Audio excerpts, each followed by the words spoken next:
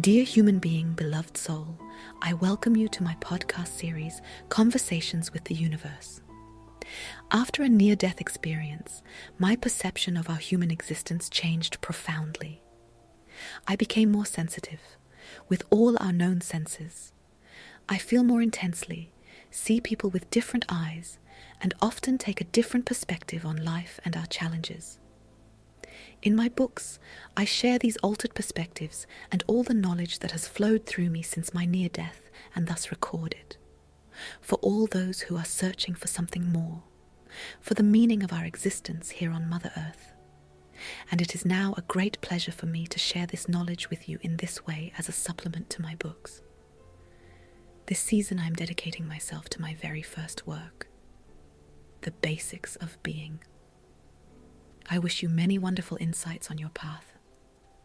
Thank you. Love. First, a quick note about my network, SPINE.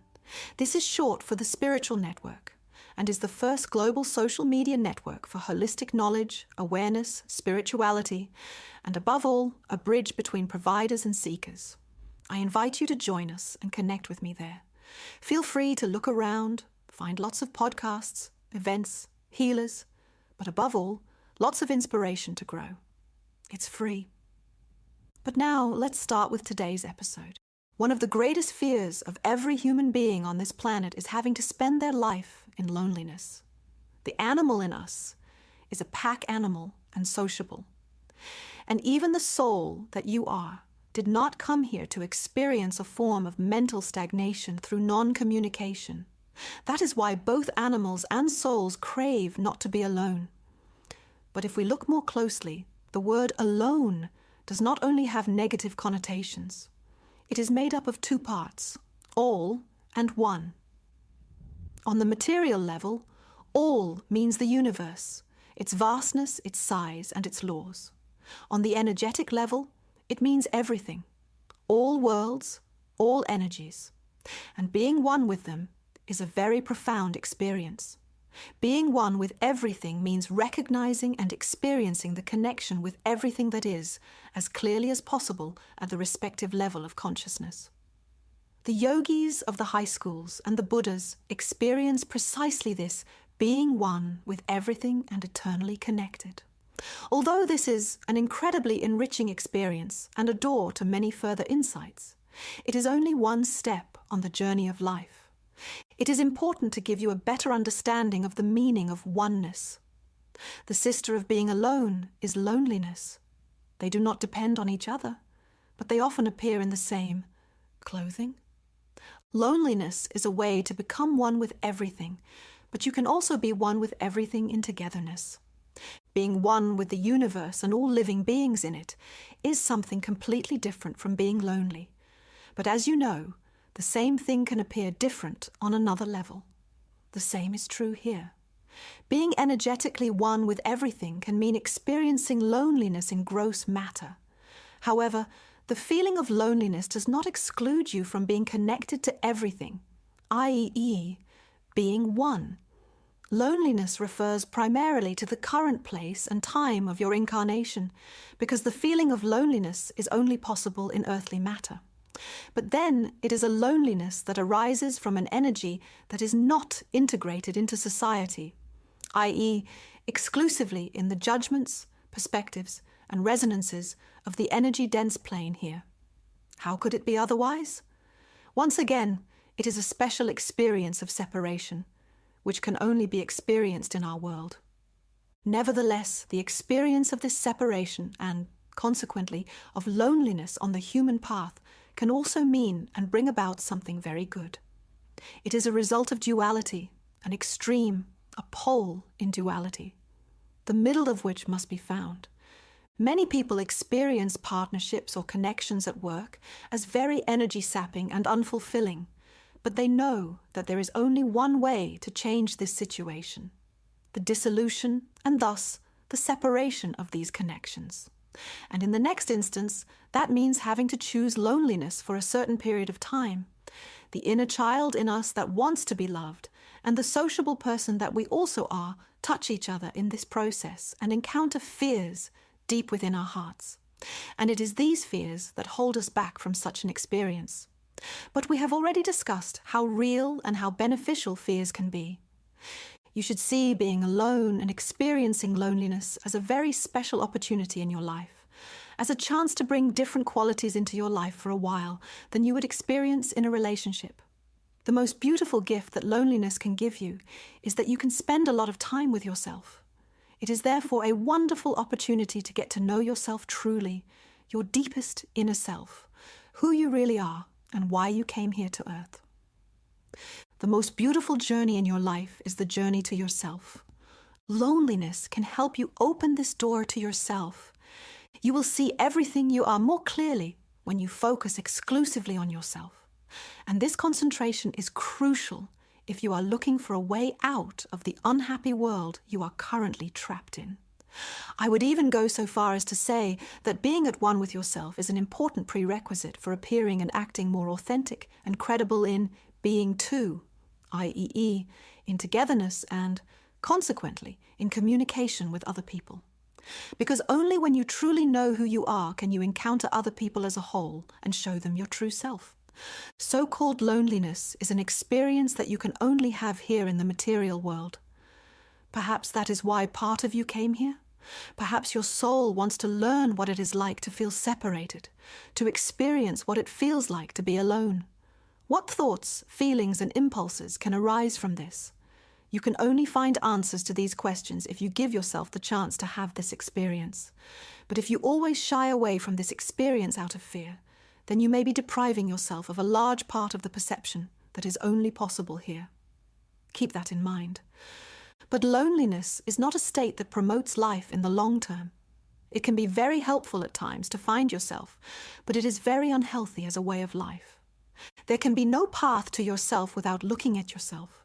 But looking at yourself takes time, peace, and anything but external distractions.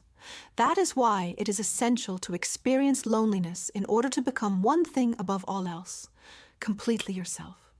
Distractions from yourself cost an immense amount of energy, but you need this energy for the path to yourself. Don't let your fear of being alone rob you of this experience. Fear is nothing but an illusion, so throw it overboard too. Humans are communicative beings, and communication is an important foundation for growth. That's why a lack of communication prevents your mind from awakening and growing. In the long run, your mind and your animal need interaction. If this does not happen, both experience a kind of standstill of being. Here, in dense matter, your soul wants to gather experiences and feel emotions through the senses of the body. The body is the home of your soul during this stay and provides you with all the tools you need for this experience. Of course, you can also experience many feelings in solitude with this body. But there are limits to this. Although solitude is very important for your path in any case, it can prevent you from gaining a lot of experience if it becomes a permanent state in your life. Therefore, make sure that you never lose the impulse to go outside. Be aware that introspection is right, but only for a certain period of self-discovery. It must not become your guiding principle in life. Anyone who defines loneliness as the ultimate solution to all their problems is very short-sighted, because in doing so, you cheat yourself of the experience of reflection through and about others, as well as the experience of connections with one another and the colors of love. To experience love, you need devotion, and devotion tests your trust and your fears, all of which are trained exclusively through the experience of togetherness. Because trusting yourself is only a small part of devotion, which will demand far more from you when you have to learn to trust other people. There are people who talk to themselves, to dead people, or even to dolls. The human being's longing for connection and communication with another being knows no bounds. However, humans are beings who have the ability to completely delude themselves about their world. Everything they encounter and create can be done from a state of extreme delusion. And as you have already experienced, delusion is a form of separation. Only in delusion do you think you are separate from everything. Only in separation can you experience delusion. You decide whether you want to deprive yourself of the experience of togetherness, intimacy, and devotion to another person, or whether you would rather dive into the extreme of loneliness. You can choose, all by yourself, only you. I just want to make you aware that your deepest inner self has come into a world that offers the possibility of experiencing the richness of exchange with others, or not. That is why it is very important that you overcome your fears and embrace loneliness with the small goal of getting to know yourself even better in your entirety. Your main goal should always be to go out into the world even stronger, because you are more authentic, in order to have an impact and be yourself. Of course, if in the course of self-discovery you reach a point where you feel deep down in your heart that you are not meant to live with another person and share the things you experience, then that is your truth. In the end, only one question remains. Are you happy? Are you doing well? Are you healthy on the path you are on? Surely it is not an illusion to bump your head on the edge of a table and feel pain, but that is not what I am talking about. The fact that gross matter produces very coarse forms of separation is something completely different from the possibility of experiencing this separation and thinking that we are separated from everything. And as you now know, this is not the case. When the gate of being is closed, and no impulses from the energy worlds, no signals of connectedness, no perception of the connection with the All-One can be felt, consciousness freezes, forgets its home, and loses the creative power of the source. That is where the illusion begins, and that is where it ends. If you want it to, if you decide to. The illusion of being in this world consists in thinking in the separation of gross matter that we are therefore also separated from all other things and worlds. This goes so far that we have completely forgotten these worlds and the connections to them. That is the illusion. That is the energetic separation, which is an illusion because it does not take place, because it can never happen, because everything always exists in connection with everything else in action and reaction for eternity. And even if you just bumped yourself hard at the table, that doesn't mean you are separated from the energy worlds, the source, the home of your soul, from your soul parts and all the other souls. The ego consciousness of being human is a journey into an illusion. Its ignorance and egomania are the driving forces behind this machinery. Therefore, every realization of the real realities is a small enlightenment. Either way, you decide. If you can answer all these questions with yes in your solitude, then you are one of the people who came to this planet to experience and learn about the feelings of loneliness. The experience of the fullness of being should always be the ultimate goal of your life. So let me summarize. The tools of the low frequency level are a contaminated perception and the ability to create illusions. Illusion enables humans to experience separation. Separation gives you new perspectives. Part of this perception of separation must be loneliness, because only there can you find yourself. On this path, loneliness is a crucial stage, but dwelling on it interrupts the flow of life, because life is change. Change is movement, and only where there is movement, there is growth, and growth is the goal of your journey. Thank you very much for listening, and I would like to remind you to join our community Spine. We are a community that wants to help you live a healthier life, practice your spirituality, and expand your consciousness. We help you find and connect with healers around the world, and we help you give your life a new meaning in different ways. We are Spine. Connections that help.